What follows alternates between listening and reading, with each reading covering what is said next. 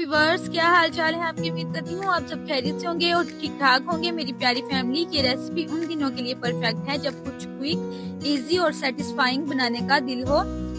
आज मैं बना रही हूँ एक बहुत ही सिंपल लेकिन इतनी मजेदार रेसिपी जो कम इंग्रेडिएंट्स में फुल टेस्ट देती है। सॉफ्ट व्हाइट राइस और रिच टोमेटो सॉस का ऐसा कॉम्बो जो हर बाइट में एक अलग फ्लेवर देता है। एंड तक वीडियो जरूर देखिएगा क्योंकि इसमें मैं आपको छोटी छोटी टिप्स दूंगी जिससे आपका टोमेटो सॉस का टेस्ट बिल्कुल नेक्स्ट लेवल तक बना देता है। तो चलिए आइए देखते हैं कैसे बनती है ये एक परफेक्ट सी रेसिपी।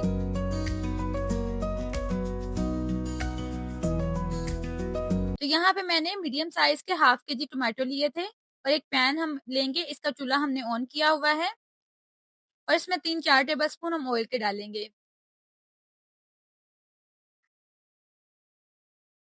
चलें जी, साथ ही हम इसमें चॉप किया हुआ गार्लिक डाल देंगे, यानी कि जो लहसुन होता है वो छोटे-छोटे टुकड़े में हम कर देंगे। इसको हम अच्छे से ब्राउन करेंगे 1-2 मिनट के लिए।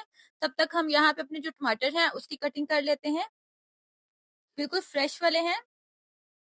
आगे का पोर्शन जो है हम कटिंग कर देंगे और इस तरीके से सेंटर से इसको कट लगा देंगे और इसी साइज में हम सारे टमाटर की कटिंग कर लेंगे। चलिए जी, सबको हम इस तरीके से कटिंग करते जाएंगे तब तक हमारा जो लहसुन है वो भी अच्छे से ब्राउन हो जाएगा। चलिए यहाँ पे मैंने सबकी कटिंग कर ली है। अच्छा, आप कोई भी साइज के टमाटर यूज कर सकते हैं, लाजमी नहीं कि परफेक्ट एक ही साइज हो। तो यहाँ पे लहसुन जो हमारा है वो भी अच्छे से ब्राउन हो चुका है। तो अभी हमें करना क्या है, जो हम लोगों ने टमाटर कटिंग करके रखे हुए थे वो हम इसमें इस तरीके से उल्टे करके रखते जाएंगे। फ्लेम को मैंने थोड़ा सा लो कर दिया था ताकि ये जले ना। इसी तरह से हम सारे जो टमाटर है वो रखते जाएंगे। चलें, ये लास्ट वाला भी हो गया। तो अभी हमें करना क्या है कि अभी हम इसको कवर करेंगे और 15 से 20 मिनट के लिए हम इसको कवर कर पकाएंगे जब तक हमारे टमाटर जो है वो बिल्कुल सॉफ्ट ना हो जाए। फ्लेम को हम बिल्कुल मीडियम ही रखेंगे और इसको 15 से 20 मिनट के लिए छोड़ देंगे।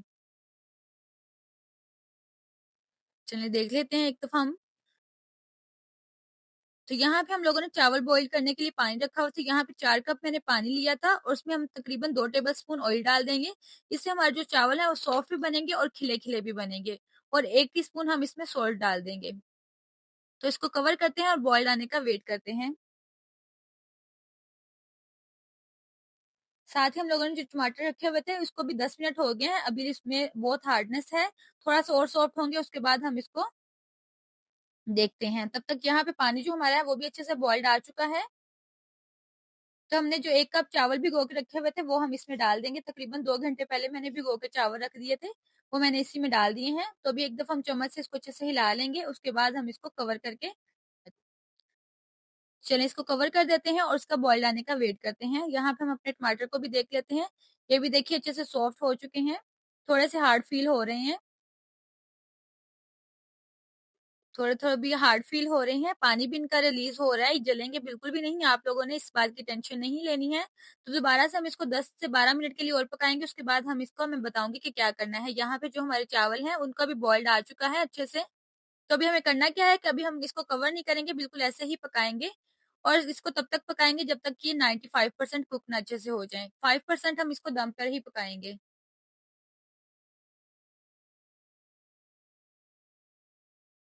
तो चलिए ये जब तक पक रहे हैं, तब तक हम टमाटर भी देख लेते हैं, इनकी क्या सिचुएशन है। चलिए यहाँ पे ये देखिए ये बहुत सॉफ्ट हो गया है। इनका जो ऊपर की स्किन है वो खुद ही साइड पे होती जा रही है। तो अभी इस पॉइंट पे हमें करना है क्या कि इनकी सारी स्किन जो है वो साइड पे करते जाएँगे और उसके बाद हम इसको क्या करना है वो मैं आपको बताऊँगी। चलें जी, ये देखिए इतने सॉफ्ट आपने करने हैं कि इनकी स्किन जो है वो खुद ही से उतरती जाए। चलिए साथ ही हम चावल देख लेते हैं, वो भी तकरीबन ऑलमोस्ट 95% कुक हो चुके हैं। ये देखिए इस तरीके से। तो अभी हमें इसे क्या करना है कि स्ट्रेनर से स्ट्रेन करेंगे और उसके बाद हम इसको वापस दम पर लगाएँगे। अच्छे से मैंने स्ट्रेनर से इसको स्ट्रेन कर लिया था, चावलों को सारा पानी निकाल दिया था, तो 1-2 बूंद जो है हम इस पे ऑयल की डाल देंगे, इससे सॉफ्ट बनेंगे और उसको कवर कर देंगे। फ्लेम को बिल्कुल मीडियम मैंने कर दिया है। अब 10 से 12 मिनट इसको पकाएँगे। जो टमाटर है उनकी भी सारी स्किन को मैंने रिमूव कर दिया था, तो इसको हम मैश कर लेंगे अच्छे तरीके से। आप चाहें तो आप किसी ब्लेंडर में भी ब्लेंड कर सकते हैं, लेकिन अगर मैश आपके पास आप लोगों ने इस तरीके से मैश करना है, तो वो भी ईज़ी है, आप उस तरीके से मैश भी कर सकते हैं। बस हमें चाहिए कि हम इसका एक प्यूरी सी बना दें। चलिए ये बहुत अच्छे से हो गया, इस सबको अच्छे से इकट्ठा करते हैं और उसके बाद हम इसमें कुछ स्पाइसेस डालेंगे, जो कि कुछ यूँ हैं। 1 टीस्पून हम इसमें भुना-कुटा जीरा, 1 टीस्पून इसमें कुटी हुई लाल मिर्चों का पाउडर, 1 टीस्पून ही इसमें गरम मसाला पाउडर, हाफ टीस्पून इसमें लाल मिर्चों का पाउडर, हाफ टीस्पून ही इसमें ब्लैक पेपर और 1 टीस्पून ही हम इसमें ओरिगैनो जो डालेंगे।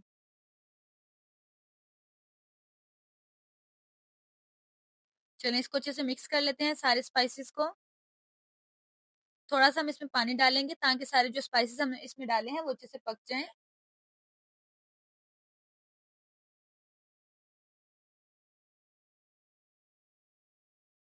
फ्लेम को मैंने मीडियम ही रखा है, ज़्यादा हाई नहीं किया। ये इतनी मज़ेदार लगती है। आप चाहें आप इसको किसी राइस वग़ैरह के साथ यूज़ कर सकते हैं, चाहें तो आप इसको रोटी वग़ैरह के साथ भी खा सकते हैं। बिल्कुल ये ऑप्शनल है, आप जिसके साथ मर्ज़ी चाहें इसको यूज़ कर सकते हैं। 1-2 टेबलस्पून हम इसमें ऑयल के और डालेंगे इस पॉइंट पे और इसको थोड़ा-थोड़ा पानी डाल के हम पकाते जाएँगे। एक परफेक्ट से हमने इसका जो सॉस है वो रेडी करना है। थोड़ा-सा हम इसमें 1 टेबलस्पून मस्टर्ड सॉस जो है वो डाल देंगे, इससे फ्लेवर अच्छा आएगा। अगर आपके पास नहीं है तो आप इसको स्किप कर सकते हैं। आप इसकी जगह पे मलाई वगैरह जो है ये दही वो भी यूज़ कर सकते हैं। ये बिल्कुल ऑप्शनल है। अगर आपके पास नहीं है तो आप इसकी जगह दही भी यूज़ कर सकते हैं।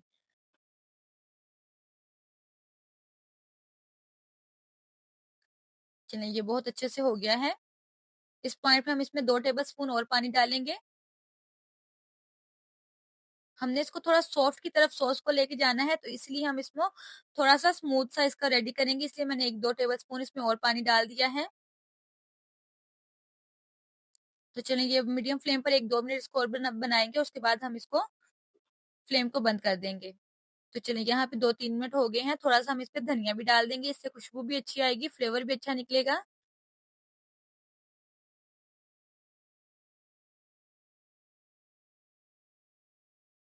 चलिए अच्छे से एक दफ़ा इसको मिक्स कर लेते हैं और उस पॉइंट पे हम चूल्हे को कर देंगे बंद और उसके बाद हम एक अपनी सर्विंग प्लेट में इसको सर्व करेंगे।